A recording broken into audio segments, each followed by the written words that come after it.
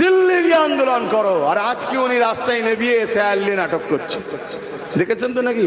এ নাটক করছে। যদি এসআইআর ইনি সত্যি রুখতে চাইতো তাহলে 90,000 কর্মচারী অর্থাৎ অফিসার দিল কেন? যদি এসআইআর রুখতে চাইতো তাহলে 221 কোটি টাকা ওই অফিসারদের পিছনে খরচ করছে কেন?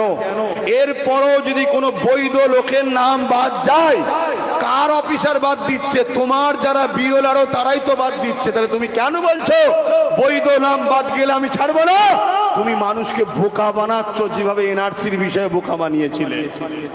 কথা বুঝে আসছে না? নাই তো সেই জায়গাতে ওই সময় আমি কি বললাম যে মসজিদ মাদ্রাসা এই আন্দোলন বিরোধী বিজেপি করছে, তাদের বিরুদ্ধে আমরা আন্দোলন করব।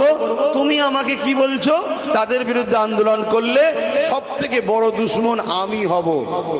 তাহলে তুমি বিজেপির সাথে, অর্থাৎ ও মসজিদ মাদ্রাসা ভাঙবে, আমি রুখতে পারবো না, আমি বলতে পারবো না। তাহলে তুমিও অন্যায় করছো না ঠিক করছো? কথা বলুন, আওয়াজ দেবেন, অন্যায় না ঠিক?